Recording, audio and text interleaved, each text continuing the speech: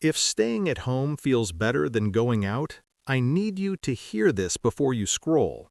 You are not lazy, you are not boring, and you are not missing out on life. In fact, your brain might be doing something smarter than everyone else's, and most people never realize it. Because while the world keeps shouting, "Go out, be social, make memories," there's a quiet group of people who hear that and think, or I could stay home, feel calm, think clearly, and actually enjoy my existence. And psychology has finally caught up to explain why. Here's the part nobody tells you. People who love staying at home aren't avoiding life, they're filtering it. Their nervous system has a built-in spam detector, and it's ruthless. Loud bars, forced conversations, unpredictable plans, background noise, social performance. Most brains either don't notice or actively crave that stimulation. Yours does not. Your brain looks at all that input and says, that's too much for too little reward. And that's not weakness, that's efficiency. Psychologists call this optimal stimulation preference. Some people need chaos to feel alive.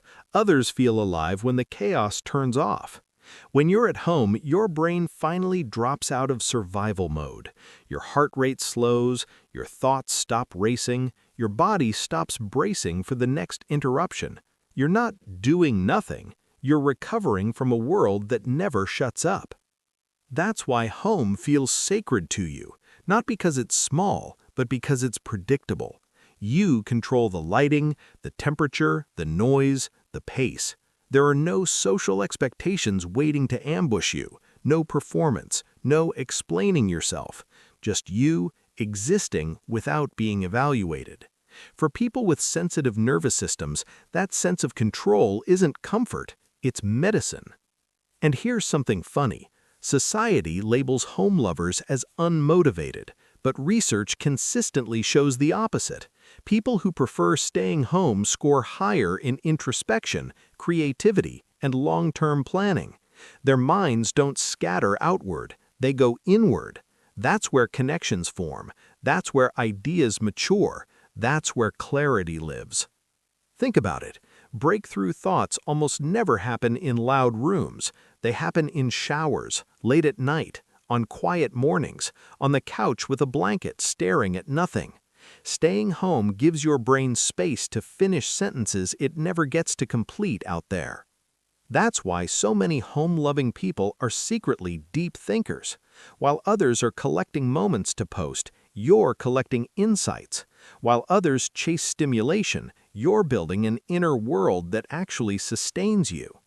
And yes, there's humor in this too, because let's be honest, nothing exposes the difference faster than canceling plans. For some people, canceling feels like loss. For you, it feels like winning the lottery.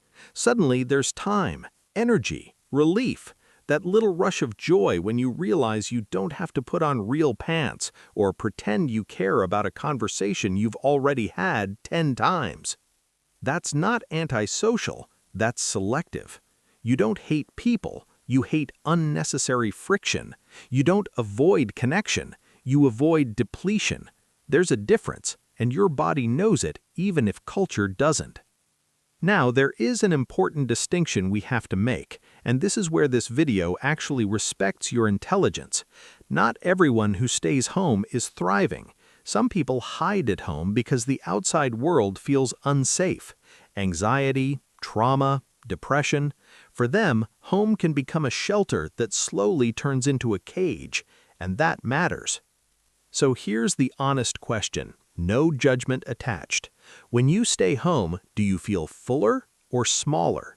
Do you feel restored or trapped? Because loving home is healthy when it's a choice, not a fear response. The same behavior can come from two very different places.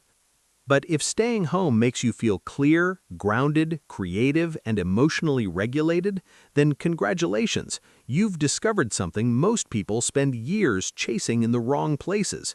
You've learned how to self-regulate. And that's the part that makes people like you quietly powerful. You don't need constant distraction to avoid yourself.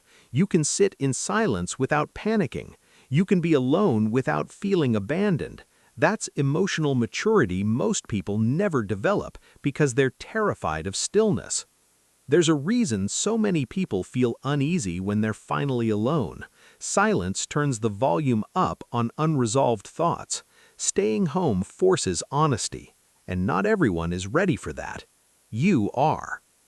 That's also why your joy looks different. You notice small things, rituals, the way your space feels at night, your favorite mug, re-watching the same show because it feels safe, familiar, grounding. That's not stagnation, that's regulation. Your brain isn't bored, it's settled. And here's something quietly radical. People who love staying home tend to have stronger boundaries. They don't say yes automatically. They don't confuse availability with worth. They understand that energy is finite, and they protect it. And a world addicted to busyness, that's not laziness, that's wisdom. This is why, after spending time at home, you often show up better when you do go out. You're present, you're patient, you're not running on fumes. You didn't outsource your well-being to external noise. And maybe that's the real reason staying home gets judged, because it exposes an uncomfortable truth. Not all fun is loud. Not all happiness is visible. Not all fulfillment needs witnesses. Some of the most regulated, self-aware people you'll ever meet are sitting at home on a Friday night, genuinely content, not waiting for something better to happen. So, if you're someone who loves staying in, here's what psychology actually says about you. You're not disconnected, you're centered. You're not hiding, you're conserving. You're not missing life, you're experiencing it in high resolution. And the next time someone asks, "Why don't you go out more?" you don't need a long explanation. You don't need to justify your peace. You can just smile and say, "Because I like the way my mind feels when it's quiet." That sentence alone will confuse some people and completely resonate with the right ones. If this felt a little too accurate, that's not an accident. This channel exists for people whose inner world is louder than the room they're in. And if staying home feels like coming back to yourself, then you already understand something most people are still trying to escape.